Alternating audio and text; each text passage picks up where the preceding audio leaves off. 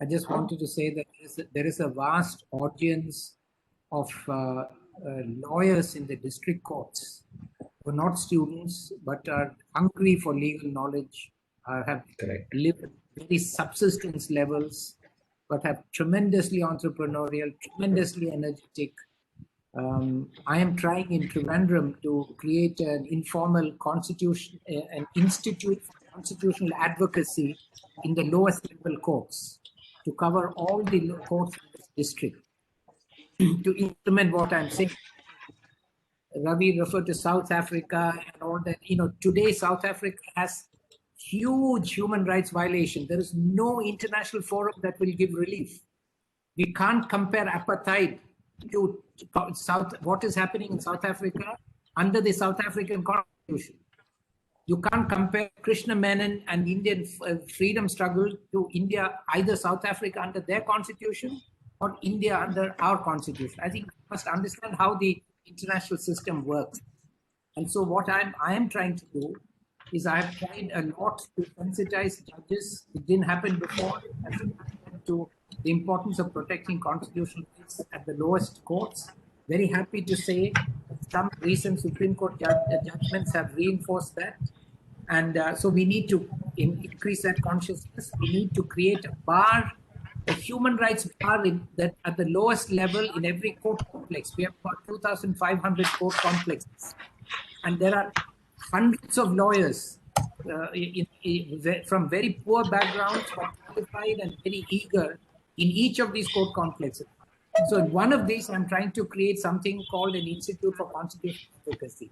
If those lawyers could have access even online to your book, it would make a huge impact. That's what I mean by saying ideas from at the global level can be very valuable inputs to improving arguments at the local level.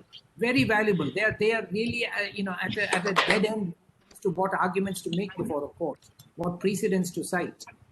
And so if we can improve the awareness and use of human rights ideas at that local level, I think that's the only, that's the first call and the best call of relief for local people. Even high courts and Supreme Court are too far away in our country. So I would agree that if there was some way that extremely valuable work was produced, could be made accessible to impoverished members of the bar,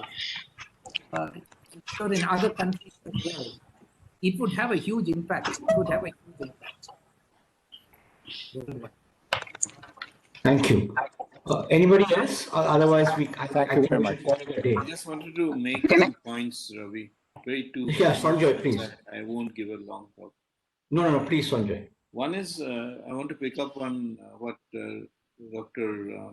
Mohan Gopal said about the lower courts, because I think it's critical that you reach the large community of legal aid lawyers with knowledge about this. So we're really talking about legal aid education, legal education even to the lawyers on these issues, because whether it's Part 3 of the Constitution or the Universal Declaration of Human Rights or whatever, how these are actually seamlessly connected. I think that is the point that needs to be established.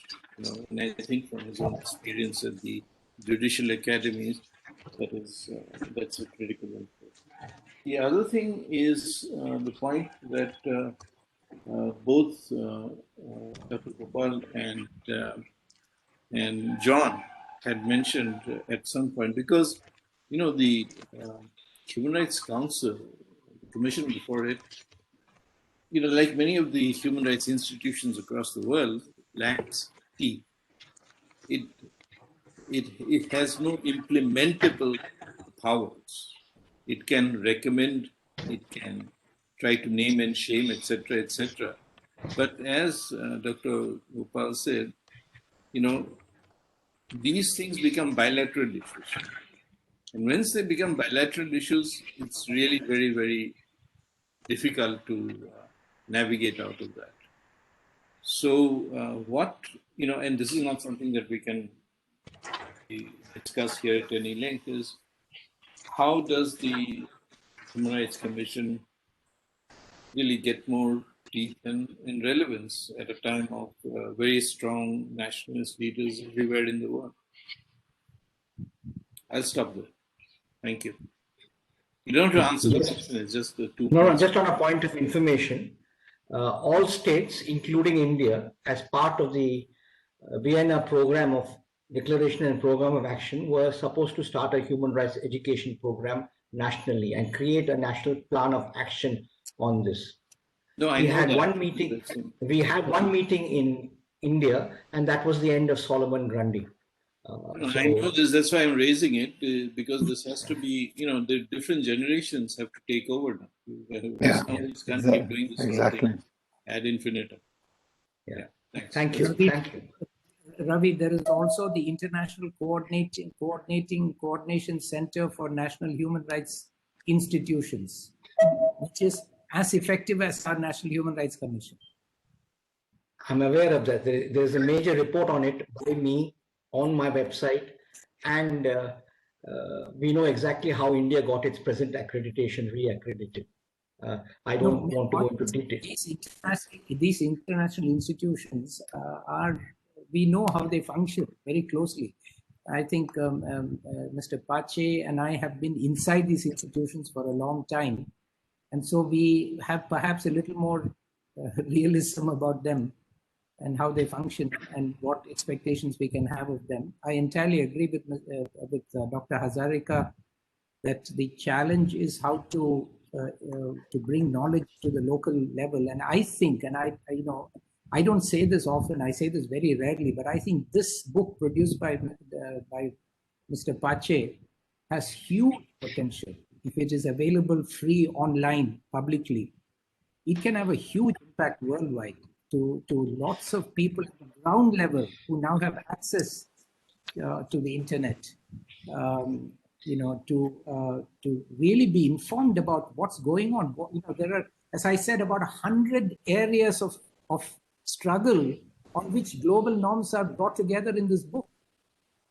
And at least 12 mechanisms, including international mechanisms. Now, we haven't even discussed, for example, the inspection panel of the World Bank, which has actually, I was there when it was created, and so on. So it has been quite effective in providing individuals a direct complaint mechanism within a framework. So my idea is how do we provide remedies at the local level, effectively. And so I think this book, my fervent request is to make this as widely available as possible, free of cost, not only to students and universities, because only 5% of India's population has a bachelor's degree. And, the number of people who go to university is very small. So if you make this available widely and get it translated, it's a huge exercise, but if you can find it translated into Hindi, for example, or some local languages, I think it can have a massive impact.